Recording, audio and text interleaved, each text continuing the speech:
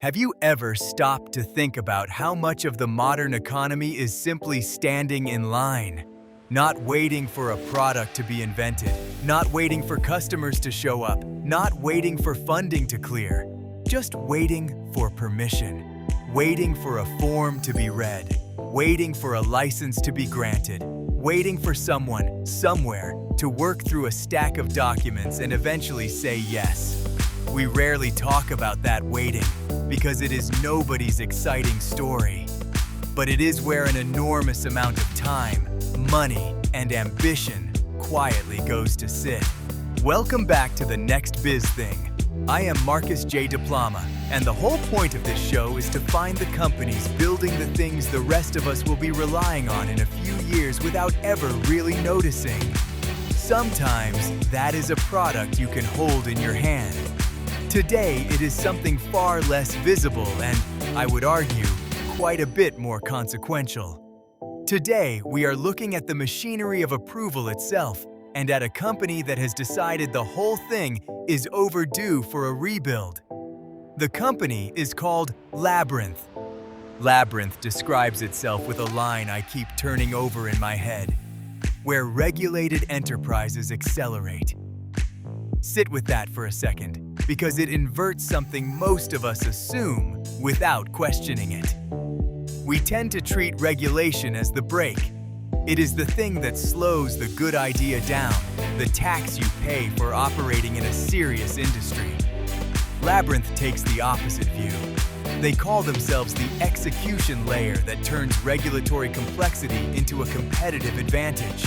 Not a way around the rules, a way through them, faster and more reliably than anyone else in your market can manage. Their mission statement is refreshingly plain about the ambition involved. They want to establish global best practices across regulated industries and then make those practices simple to execute. Those are two very different jobs, and I think it is worth separating them. Working out what good looks like in a heavily regulated field is hard. Making it something an ordinary team can actually do on an ordinary Tuesday is harder still, and it is the part most people give up on. So how does it actually work? At the center of the platform sits what they call a regulatory intelligence engine, powered by something they have named the Red Tape Index. The index tracks rules, precedents, and emerging requirements, which means the system is not working from a static snapshot of the law as it existed whenever someone last updated a spreadsheet. It is following the shape of the rules as they move. Anyone who has worked in a regulated field knows how much quiet damage a stale interpretation can do. You do everything correctly according to a guidance note that was superseded 8 months ago, and you find out at exactly the worst moment. Built on top of that engine are the things that actually touch a working day. There are agentic workflows tuned to specific regulatory domains. There is intelligent document preparation for regulatory submissions, which is a polite way of describing one of the most soul-destroying jobs in professional life. And there is live monitoring and compliance tracking, so the state of things is something you can look at rather than something you reconstruct in a panic before an audit. The promise they put on it is blunt: days, not months, to approval. What struck me most, though, is the breadth. Labrynth works across 8 regulatory domains, and reading the list tells you something about how the company thinks. Building and construction, healthcare services, anti-fraud systems, energy licensing, including nuclear, payroll compliance, pensions, patent and intellectual property, supply chain. Those are wildly different worlds with wildly different vocabularies, and the fact that one platform stretches across all of them says the underlying insight is not really about any single industry. It is about the shape of the problem. Somebody has to prove to somebody else that a thing is permitted, and the proving is slow. There is another detail I find genuinely clever. The platform works in both directions. It serves the enterprises submitting, and it serves the regulators reviewing. That is unusual. Most compliance tools pick a side and optimize hard for it, which tends to mean helping one party push more material at the other. Sitting on both sides of the table changes the incentive. You are no longer trying to win the exchange, you are trying to make the exchange work. And there is evidence that it does.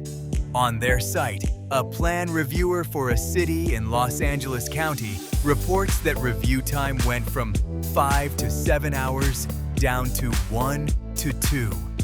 I want to be careful here, because that is one voice and one workflow. But notice who is speaking. That is not the applicant celebrating a faster approval. That is the reviewer, the person on the other side saying their own day got better. When a tool makes the referee's job easier as well as the players, something real is happening. The company is also quite deliberate about what it is not. Labrynth is emphatic that it is a platform, not a consultancy, and their phrase for the difference is compounding intelligence rather than point solutions. Consulting expertise walks out of the door at the end of the engagement. A point solution fixes one bottleneck and leaves the next one untouched. What they are building is meant to accumulate, and they put it simply, every deployment makes the next one smarter. Domain knowledge gets codified into the product rather than living in the heads of whoever happened to be on the project. That codified, domain-specific approach seems to matter for quality too. Client feedback highlighted on their site points to the elimination of hallucinations in the outputs, and in this particular context, that is not a nice-to-have. In a regulated submission, a confidently invented citation is not an amusing quirk of the technology.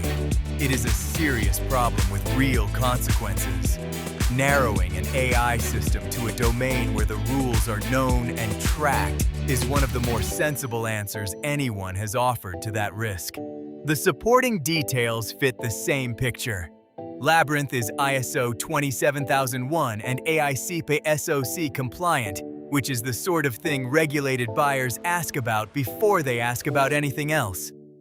The platform integrates with the AI providers you would expect, including Anthropic, Google Gemini, and Mistral, and runs alongside AWS and Google Cloud. It also connects to the enterprise systems where this work actually lives, things like Salesforce, Workday, and SAP. That last part is easy to skim past, but it is often the difference between software that gets adopted and software that gets admired and then quietly ignored. Behind it is a team that has clearly thought about how it wants to operate. Labrynth is led by Chief Executive Stuart Lacey, with Samin Kashfi running operations, Renan Lima leading engineering, Harold Schultz NATO heading product, Athena Wiesel leading governance, risk and compliance, and Philip Johnson, Chris Kuz, and Daniel Zaitsev covering sales, customer success, and marketing. The board includes co-founder and advisor Francis Pedraza alongside Brennan Pothites, Adam Haney, Wes Green, and William James Haynes II. The company lists 5 values: alignment, character, competency, togetherness, and impact. Character sitting that high in the list is a choice, and in a business built on regulatory trust, it is the right one. So why does any of this matter beyond the companies directly involved? Because I think we are watching a shift in what regulation means competitively. For decades, the assumption was that heavy regulation protects incumbents. The rules are complex, complexity is expensive, and only large organizations can afford to carry the overhead. That assumption is starting to wobble. If the complexity can be handled by a system that knows the domain, tracks the rules as they change, and prepares the submission properly the first time, then the advantage stops belonging to whoever has the biggest compliance department. It starts belonging to whoever executes best. And think about what sits on the other side of those queues. housing that has not been permitted yet, energy projects that are not connected yet, healthcare services not yet approved, patents not yet granted. Every month spent waiting is a month the thing does not exist for the people who need it. Speeding that up is not just a productivity story for the businesses involved. It is a story about how quickly useful things reach the world. That is why Labrynth caught my attention. Not because regulatory technology is glamorous, because it very much is not, but because this is one of those unglamorous foundations that quietly determines how fast everything built on top of it can move. If you work anywhere near construction permitting, healthcare, energy licensing, pensions, payroll, patents, fraud prevention, or supply chain, and you have ever watched a good project sit still while paperwork made its slow way through a system, I would encourage you to go and look them up and read about the Red Tape Index for yourself. And if you are on the regulator side of that table, I would say the same thing with even more feeling, because the version of this that works for everyone is the one where your job gets easier too. That is all for today. Thank you for spending this time with me. If this episode gave you something to think about, share it with someone who spends more of their working life waiting for approvals than they would like to admit. I am Markus J. Diplama. This has been The Next Biz Thing, and I will see you next time.